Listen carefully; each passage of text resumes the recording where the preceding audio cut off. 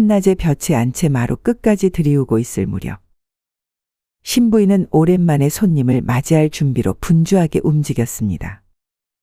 그 손님이라 함은 남편 생전에 교유하던 벗들이라 하였으니 오랜만에 방문이 반갑기도 하였고 체면을 갖추어 맞이해야 하는 것이 도리라 여겼습니다. 그러나 한참을 기다려도 아무도 찾아오지 않으니 신부인은 수상한 기색으로 노비를 불러 다그쳤습니다. 분명 대감들께서 온다 하지 않았느냐? 어찌 이리 늦는 것이냐? 노비는 머뭇거리며 머리를 긁적였습니다. 그게 주인마님. 대감들께서 집으로 오신 것은 맞사옵니다만. 그런데 어찌 이리도 오지 않느냐고 묻지 않느냐? 그게 그분들께서 모두 행랑방으로 가셨습니다. 신부인은 순간 귀를 의심하였습니다. 뭐라? 행랑방? 노비는 난감한 기색을 감추지 못하며 눈치를 살폈습니다. 예, 서기 방으로 가셨사옵니다. 신부인은 순간 치맛자락을 꽉 쥐었습니다. 아니, 이게 무슨 소리냐? 대감들께서 어찌하여 우리 집 노비의 방에 가셨단 말이냐? 자세한 연유는 알지 못하나 서기가 몸이 불편하다는 소식을 들으시고 문병을 오셨다고 하옵니다. 순간 신부인은 입을 다물지 못하였습니다. 문병을? 머릿속이 혼란스러웠습니다. 남편이 세상을 떠난 지 1년. 그동안 이들은 단 한 번도 이 집을 찾은 적이 없었습니다. 그런데 고작 한낱 노비가 병이 났다고 그 몸을 이끌고 문병을 왔다니. 신부인은 헛웃음을 지었습니다. 허허, 내 정신이 혼미하여 잘못 들었나? 너 다시 말해보아라. 노비는 더 이상 말을 돌릴 길이 없다는 듯 한숨을 삼켰습니다. 대감들께서 서기가 병이 들었다는 소식을 들으시고 안부를 살피러 오셨다고 하옵니다. 어젯밤 김대감댁 사랑채에서 모임이 있었는데 서기가 몸이 좋지 않아 가지 못한다고 기별을 드렸더니 이렇게 직접 찾아오신 것이옵니다. 신부인은 어이없다는 듯 코웃음을 쳤습니다. 허참, 대감들께서도 참으로 기이한 분들이구나. 영감이 가신 뒤로는 한 번도 얼굴도 안 비추더니 하찮은 노비 하나가 병이 들었다고 모두 몰려오다니. 마루 끝에 걸린 발이 살랑이며 바람이 스쳤습니다. 도대체 그 녀석이 대체 무엇이길래 이 난리를 치는 것이냐? 그야, 서기는 단순한 노비가 아니기 때문이옵니다. 신부인은 눈을 가늘게 뜨며 그를 쏘아보았습니다. 노비가 잘나봤자 노비지. 이렇게 말했지만 신부인은 오래전부터 알고 있었습니다. 서기가 단순한 노비가 아니라는 것을. 남편 생전 서기는 감히 사랑방을 드나들며 책을 읽었고 심부름 많은 노비 주제의 남편과 학문에 대한 이야기를 나누었습니다. 신부인은 그 모습을 볼 때마다 기가 막혔습니다. 노비는 노비다워야 하는 것이 아니요? 어찌하여 저 아이를 사랑방에 들이십니까? 남편은 빙그레 웃으며 대답하였습니다. 어찌 노비라 하여 배움을 멀리하겠소. 저 아이 총기가 남다르오. 내 곁에서 책을 읽고 글을 익히면 분명 훗날 큰 인재가 될 것이오. 뭐라고요? 신부인은 속으로 혀를 찼습니다.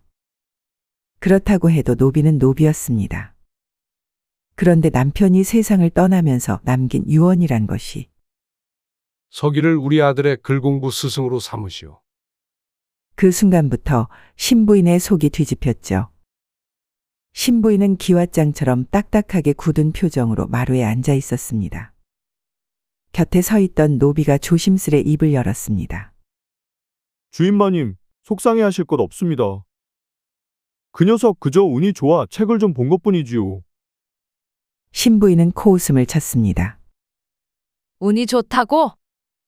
그 운 좋은 노비 때문에 지금 내가 속을 태우고 있지 않느냐? 그 노비는 더 이상 감히 말을 잇지 못했습니다. 서기는 처음부터 신부인의 마음에 들지 않았습니다. 남편의 유언대로 서기는 도련님의 글 스승이 되었습니다. 도련님, 글이란 것은 뜻을 새기는 것이 가장 중요합니다. 엉덩이만 걸치고 있다고 배움이 들어오는 것이 아닙니다. 아들은 마지못해 책을 들었고 서기는 조용히 한숨을 내쉬었습니다. 이러니 제가 회초리를 들지 않을 수 있겠습니까? 내 종아리를 때리겠다고? 아니 됩니까? 스승이 제자를 올바로 가르치는 것이 당연한 이치입니다. 종아리를 거두시지요. 잘못했다. 신부인은 이를 악물었습니다. 노비들이 수군거리는 말에 따르면 서기는 종종 도련님을 꾸짖었고 심지어 회초리를 들어 종아리를 때리기도 하였습니다. 그날 신부인이 마침 그 광경을 직접 목격했을 때는 당장이라도 서기를 땅에 묻어버리고 싶었습니다. 저 녀석이 미쳤구나. 감히 내 자식을 때려?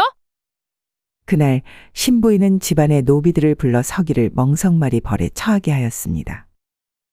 서기는 쓰러졌고 그 후로 알아누웠습니다. 하지만 그 후로 일이 이상하게 흘러갔습니다. 신부인은 새로운 훈장을 찾아 나섰습니다. 아들을 가르칠 새로운 스승을 모셔오면 될 일이라 여겼습니다. 하지만 모셔온 선비들은 하나같이 손사래를 치며 도망치듯 떠나갔습니다. 무려 6명의 선비가 다녀갔지만 결과는 같았습니다. 신부인은 마지막으로 다녀간 선비를 붙잡고 따졌습니다. 아니, 대체 어찌 된 일이요? 그대도 내 아들이 학문이 부족하여 더 이상 가르칠 수 없다는 말이라도 하려는 것이오. 그 선비는 난감한 표정으로 고개를 저었습니다. 아니옵니다. 부족한 것이 아니라 너무 깊어서 문제인 것이지요. 무슨 말씀이요? 선비는 손을 저으며 말을 이었습니다. 도련님의 학문이 깊고 단단하여 어지간한 자는 가르칠 수 없을 정도이옵니다. 특히 성리학과 경전 해석에 있어서는 이미 저보다 더 나은 경지에 이르렀으니. 신부인은 당황스러웠습니다. 후로 아들에게 직접 물어보았죠. 내 생각엔 어떠하냐? 너를 가르칠 선비가 다들 돌아갔는데. 아들은 심드렁하게 대답하였습니다. 모두 시시한 분들이옵니다. 아무리 말씀을 들어보아도 새로울 것이 없사옵니다. 그 순간 신부인은 벼락을 맞은 듯한 기분이었습니다. 아들의 학문을 그 경지에까지 올려놓은 자가 누구였겠습니까? 바로 서기였습니다. 이 어찌 된 일인가? 신부인은 다시 서기를 불러야 할지 고민에 빠졌습니다. 하지만 그 노비를 다시 불러들인다면 자존심이 상하는 일이었습니다. 신부인은 입술을 꽉 깨물었습니다. 서기는 단순한 노비가 아니었습니다. 남편이 그를 글공부 스승으로 삼으라고 했던 이유가 있었죠. 그러나 이제 와서 그 노비를 다시 불러들일 수는 없었습니다. 신부인은 자존심을 삼키고 생각에 잠겼습니다. 서기를 불러오너라. 명을 받은 노비가 허둥지둥 뛰어나갔습니다. 잠시 후 제대로 몸을 가누지 못하는 서기가 노비의 부축을 받아 신부인 앞에 나섰습니다. 서기는 천천히 무릎을 꿇고 머리를 조아렸습니다. 주인마님, 부르셨습니까? 내가 참으로 대단한 인물이로구나. 감히 재상들이 너 하나 보겠다고 행랑채까지 들어가셨다더라. 서기는 여전히 차분하게 대답하였습니다. 송구합니다. 내가 도대체 뭐길래 대감들이 그리도 너를 중히 여겨 문병까지 오신 것이냐? 대감들께서는 오래전부터 소인을 불러 학문을 논하시고 때로는 정사에 대한 말씀도 나누셨사옵니다. 제가 몸이 안 좋아 못 가겠다고 기별드렸더니 이리 발걸음하셨습니다. 내가 정사를 논하였다고. 노비가 주역을 읽고 시를 논하는 것도 기가 막힌 일이지만 나라의 정사를 논했다고. 이게 말이 되는 소리인가? 서기는 무릎을 꿇고도 태연하게 덧붙였습니다. 소인은 주역과 논어 같은 경서를 놓고 논쟁을 벌이기도 하고 때로는 시문을 읊으며 뜻을 나누기도 하였사옵니다. 또한 서화에 대해서도 이야기하였고 대감들께서 국사를 논하실 적에 소인의 의견을 구하신 적도 있었사옵니다. 신부인은 순간 귀를 의심하였습니다. 너 같은 노비의 의견을 구하셨다고? 서기는 고개를 끄덕였습니다. 미천한 몸이오나 그를 익힌 자로서 감히 아는 바를 아뢰었을 뿐이옵니다. 신부인은 한동안 아무 말도 하지 못했습니다. 이건 기이한 일이었죠. 하찮은 노비가 어찌 재상들과 어깨를 나란히 하고 학문을 논할 수 있단 말인가. 어찌하여 대감들이 그를 노비로 대하지 않고 마치 선비라도 되는 것처럼 대우한단 말인가. 그 순간 그녀는 인정하기 싫은 사실을 깨달았습니다. 내가 그토록 못마땅해 하던 이 녀석이 실로 대단한 인물이로구나. 그러나 이 사실을 인정하고 싶지 않았습니다. 그렇다면 대감들께서는 내 놈을 마치 벗이라도 되는 듯이 대우하셨겠구나. 서기는 가만히 입을 다물었습니다.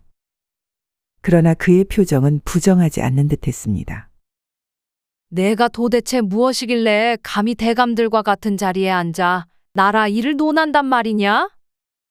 소인은 다만 글을 읽고 도리를 따져보았을 뿐이옵니다. 학문은 신분을 가리지 않는다 하였사옵니다. 신분을 가리지 않는다? 그 말은 내 놈이 감히 양반과 동등하다는 뜻이더냐? 감히 그럴 리가 있겠사옵니까? 다만 그를 읽는 자로서 배움을 게을리하지 않았을 뿐이옵니다. 신부인은 속이 부글부글 끓었습니다. 그녀는 손가락으로 마루를 두드리며 깊은 생각에 잠겼습니다. 그 순간 바깥에서 노비가 목소리가 들려왔습니다. 주인마님. 대감들께서 다시 찾아오셨사옵니다. 신부인은 그 말을 듣고 벌떡 자리에서 일어섰습니다. 뭐라? 다시 오셨다고? 노비는 헐레벌떡 숨을 몰아쉬며 덧붙였습니다. 대감들께서 직접 주인마님을 뵙고 말씀드릴 일이 있다 하옵니다. 매시거라. 신부인은 단단하게 입을 다문 채 대청에 앉아 있었습니다. 그 앞에는 남편의 벗들이라 할 만한 재상들이 앉아 있었죠. 평소라면 그들이 찾아온 것만으로도 고맙게 여겼을 것이나 오늘은 기분이 몹시 언짢았습니다. 대감들께서 이토록 일찍 찾아오시니 무슨 급한 일이라도 있으십니까? 겉으로는 공손히 물었으나 속으로는 이미 짐작하고 있었습니다. 분명 서기와 관련되었을 거란 걸 말입니다. 그중 한 재상이 먼저 입을 열었습니다. 부인 부득이하게 이제야 찾아뵈었소. 우리가 청하는 바가 하나 있어 찾아왔습니다. 신부인은 속으로 이것 보라 하며 혀를 찼습니다. 무슨 청이신지요? 재상들은 서로 눈을 맞추더니 다른 이가 조심스럽게 말을 꺼냈습니다. 서기를 속량하여 주시지요. 방금 그 말이 무슨 뜻이십니까? 부인께서도 아시지 않습니까? 서기는 그냥 노비가 아니옵니다.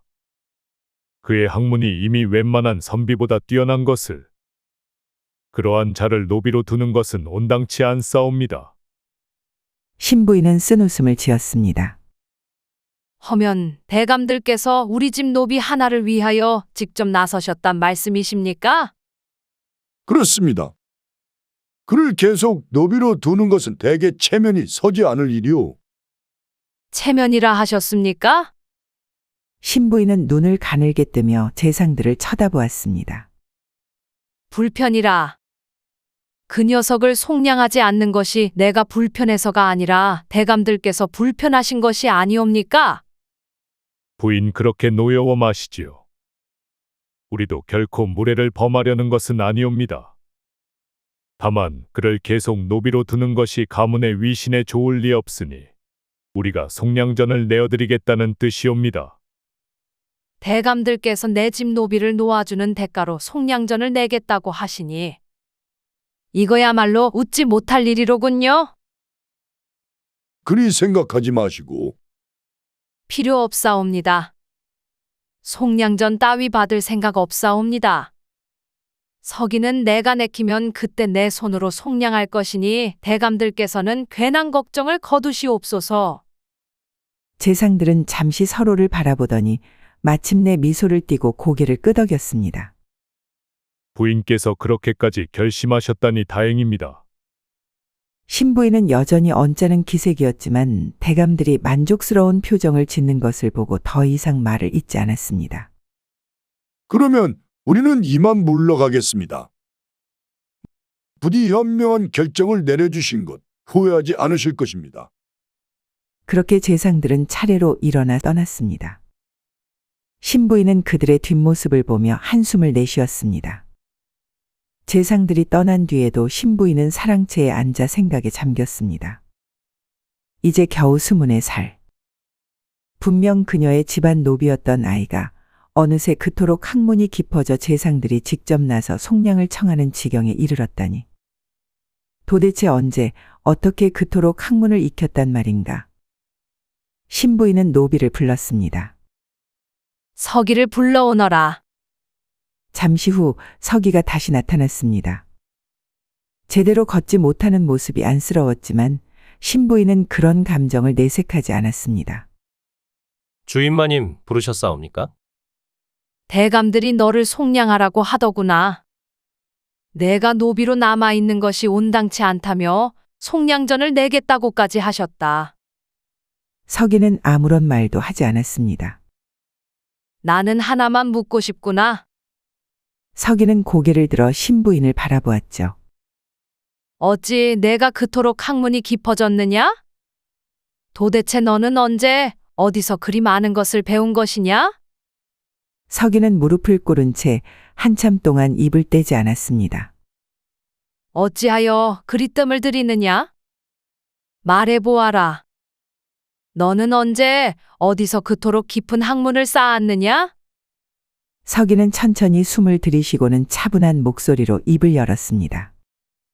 어느 마을 한가로운 낮, 서기야, 어서 들어와 밥 먹거라. 서기의 어머니는 손수 지은 보리밥을 퍼담으며 다정히 불렀습니다. 서기는 원래 이천에서 농사를 짓는 평범한 양인 집안에서 태어났었죠. 어느 해 흉년이 들었고 세금을 내지 못한 아버지는 결국 현청에 끌려가 곤장을 맞고 장독을 이기지 못해 돌아가셨습니다. 후로 어머니는 두 아이를 먹여 살리기 위해 삭바느질을 하셨죠. 하지만 결국 쓰러지셨고 피를 토하며 어린 아이들을 두고 세상을 떠나셨습니다. 서기와 어린 동생은 고아가 되었죠. 그들은 길바닥을 떠돌며 구걸을 하였습니다. 동생이 너무 배고파 길바닥에 주저앉아 울음을 터뜨릴 때 서기는 차마 그를 바라볼 수 없었습니다. 그러던 어느 날 한 사내가 그들을 내려다보았습니다. 어디서 왔느냐? 내 눈빛이 참으로 총명하구나. 그 사내는 서당을 운영하는 훈장이었습니다. 너희 글을 배워보겠느냐? 그날 이후 서기는 서당에서 공부를 하게 되었습니다. 그곳에서 그는 2년 동안 학문을 익혔습니다. 하지만 영원히 있을 수는 없었죠. 훈장은 다른 지방으로 떠나야 했고 서기는 더 이상 의탁할 곳이 없었습니다. 훈장은 그의 손을 꼭 잡았습니다. 서기야, 이리 가거라. 내가 아는 분께 부탁하였으니 내가 거기서 몸을 의탁할 수 있을 게다. 그리고 그 한 곳이 신부인 댁이었고 동생은 다른 재상집 노비로 들어가게 된 것입니다. 그때 주인이 했던 약속이 있었습니다. 25이 되면 아이들을 속량시켜 주겠다는 약속이었습니다. 하지만 그 약속을 한 주인은 이제 세상에 없었습니다. 신부인은 조용히 서기의 말을 듣고 있었습니다. 그래, 그러면 너는 내가 25이 되면 속량될 것을 이미 알고 있었겠구나. 그러하옵니다. 그러나 나는 그럴 생각이 없었다. 서기는 별로 놀라지도 않았다는 듯 담담히 웃었습니다. 짐작하고 있었사옵니다. 신부인은 서기의 태연한 표정이 영 못마땅했습니다. 그러니 너는 내게 고마워해야 한다. 내 손으로 너를 속량하는 것이니. 서기는 가볍게 미소를 지었습니다. 그 은혜 깊이 간직하겠사옵니다. 신부인은 뭔가 더 말을 하려다가 결국 한숨을 내쉬었습니다. 그러나 그녀는 마지막으로 한 가지 부탁을 하기로 했습니다. 서기야, 속량이 되더라도 내 아들 공부는 계속 가르쳐 줄 수 있겠느냐? 내가 섭섭하지 않게 해주겠다. 마님, 그 일은 어렵겠사옵니다. 뭐라? 서기는 조심스레 고개를 끄덕였습니다. 도련님의 학문은 이미 초시와 복시에 급제할 정도이옵니다. 그러나 지금 소인은 한 가지를 걱정하고 있사옵니다. 학문이 깊어지면 깊어질수록 자만심이 점점 커지고 있사옵니다. 스스로 경계를 하지 않으면 언젠가 그 자만심이 발목을 잡을 것이옵니다. 이제는 제가 닥달해도 잘 들으려고 하지도 않으십니다. 그러니 이제 더 엄한 스승을 찾아 배움을 이어가야 하옵니다. 내가 미워서 그러는 게지. 아닙니다. 저는 도련님께 가르칠 수 있는 모든 것을 가르쳤사옵니다. 이제 도련님께는 저보다 더 엄격한 스승이 필요하옵니다. 신부인은 깊은 생각에 빠졌습니다. 한때는 그를 미천한 노비로만 여겼지만 지금 이 순간 그는 진정한 선비의 품격을 가지고 있었습니다. 허면 정령 떠나겠다는 것이냐? 서기는 천천히 고개를 끄덕였습니다. 그러하옵니다. 내 뜻이 그러하거든 가거라. 내 앞날이 험난하지 않기를 빌마. 그동안 미안했구나. 서기는 다시 한번 깊숙이 절을 올렸습니다. 주인마님, 은혜 평생 잊지 않겠사옵니다. 그렇게 서기는 속량된 몸으로 새로운 길을 떠났습니다.